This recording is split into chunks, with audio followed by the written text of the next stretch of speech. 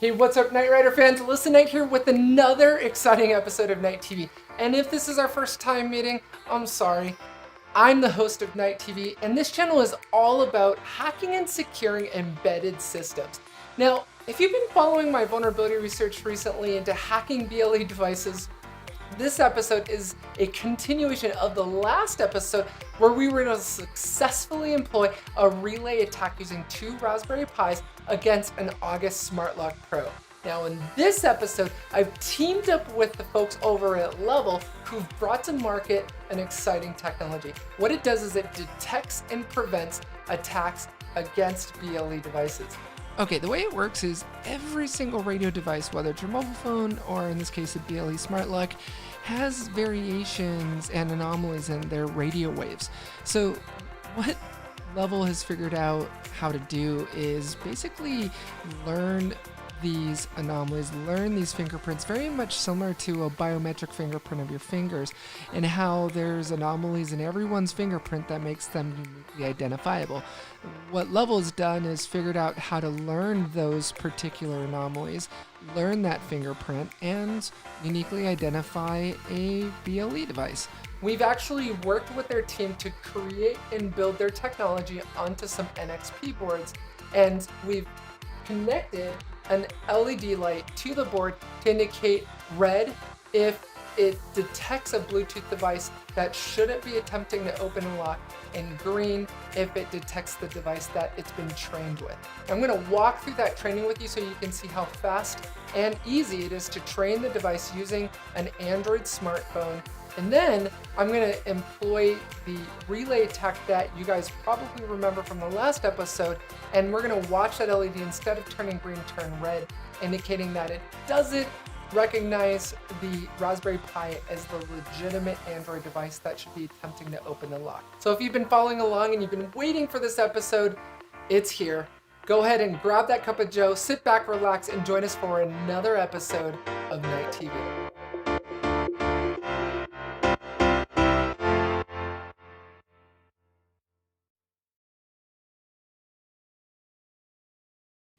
Okay, so we're ready to get started. I went to Best Buy and had to buy a Samsung A51 for this attack lab. As all of you guys know, I'm an Apple user, as you can see here. So I didn't have any Android devices, so I had to buy one for this exercise. So I'm going to go ahead and start the screen recorder, as I mentioned. Okay, the screen recorder has been started. So we're going to train their technology using the Android phone, which is the legitimate Bluetooth device that should be able to unlock the lock. Okay, now that I have the screen recorder running, I'm going to go ahead and load the app that they provided me, which will allow us to go ahead and train their technology using this Android phone. So what it is it's basically a packet generator for BLE. So we're going to go ahead and set this up. We're going to say continuous transmission. We're going to set that to TID. And I'm going to go ahead and hit the reset button on this board.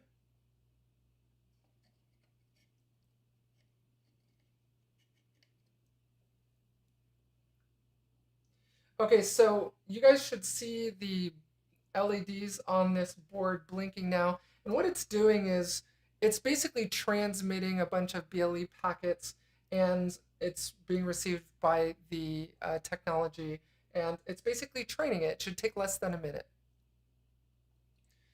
We'll know it's done when the LEDs stop blinking and the only thing left is a green LED. All right, so that's how fast it was. There was no cutting and editing of the video. It's fully trained, took less than a minute. Had their technology been installed, this is how fast it would take for you to train the lock with your phone. So we're going to go ahead and stop the BLE generator app. All right, so now their technology knows that this is the legitimate mobile device for the homeowner who wants to be able to use this smart lock. So now I'm going to load the August Smart Lock app, and you should see that LED on the board turn green, indicating that it's the legitimate BLE device.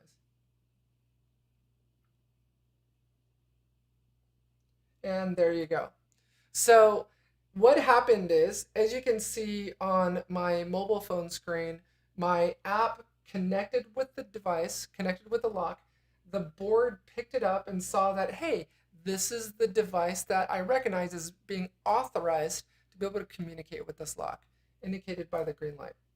Now, what I'm going to do is I'm going to launch the relay attack against the August smart lock, and it should actually turn red because it doesn't recognize the Bluetooth device. So I'm going to close this app, and I'm going to move to my desktop. I'm going to go ahead and start record on my desktop so you guys can see what I'm doing.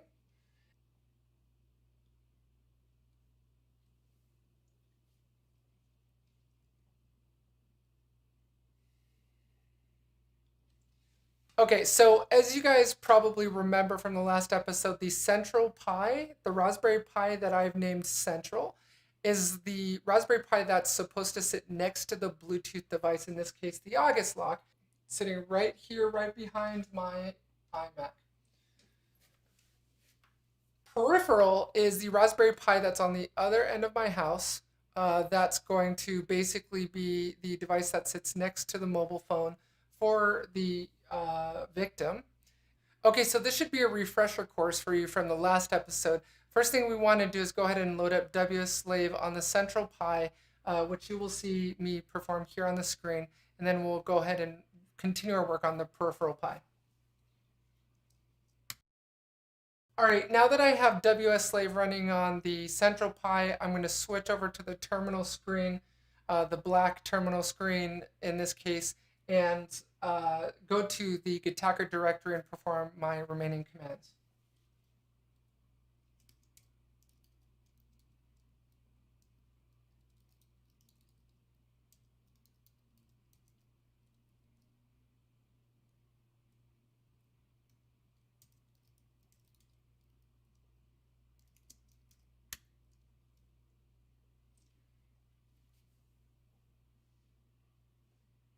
All right, so as you can see in our terminal windows on both of the Raspberry Pis, I'm running the node scan command, which will save all the advertisement files to the devices directory. Again, in the last episode, I mentioned that you're going to want to just RF that directory in between scans when you're performing this over and over, because it will actually create duplicate files of the advertisement files in that directory, which can get a little messy and confusing. So I always like to rm-rf that directory every time I run it to just have a clean directory before it's run. So I think at this point we should have the advertisement file for the August lock.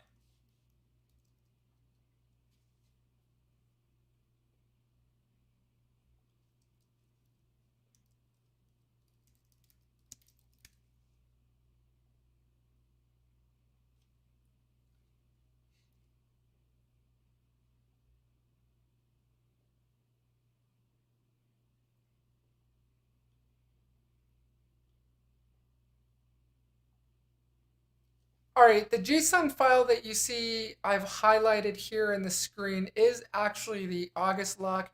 As I mentioned in the last episode, I recognized it as the August lock as it matches this part of a portion of the serial number on the box. So we're just going to copy that and we're going to paste it. Okay, so again, the next command after running node scan is to actually have Getacker connect to the device and pull all the data from the August lock in order to create the SRV file. And we're simply going to prepend the -O switch before that and just specify the actual device ID, which is the initial portion of the file name before the underscore.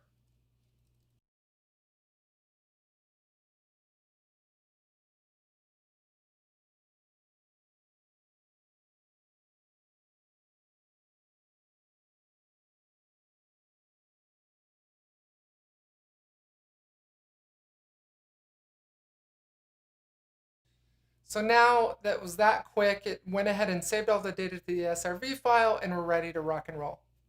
In the last episode, I mentioned that I have some custom scripts that I didn't know if I could make available. You can go grab those from my homepage. They are available now. If you go to www.alysaknight.com, you'll see in the resources section under tools that those custom scripts are available. They're not fancy. It's just they're just shell scripts to help make this whole process a lot easier.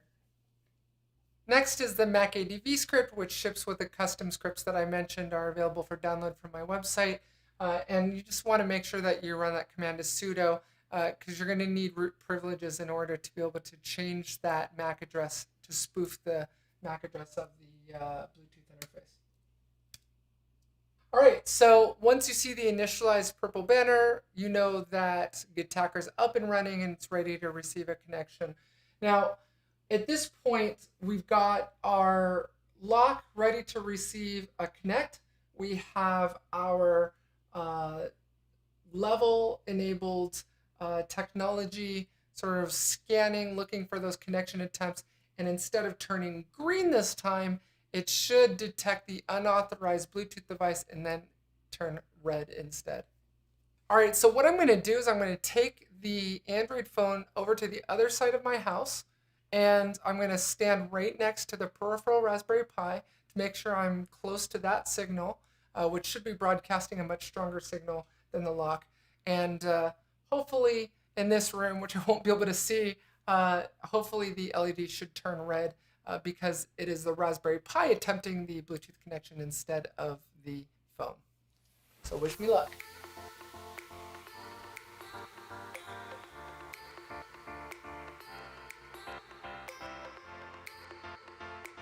And there you go. So it does in fact seem that the level solution does work.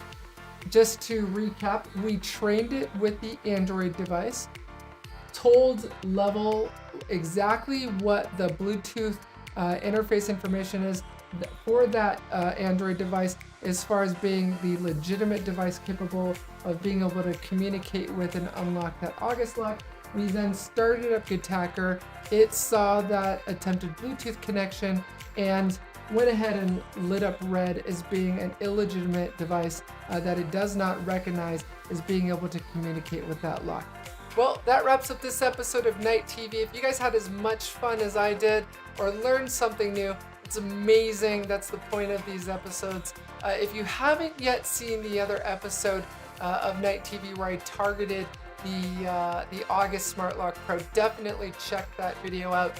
And of course, if you haven't subscribed to my channel yet, hit that subscribe button and hit that bell icon to be notified of my weekly uploads and weekly live broadcasts on this channel. And until we see each other again, definitely take care of yourselves and each other.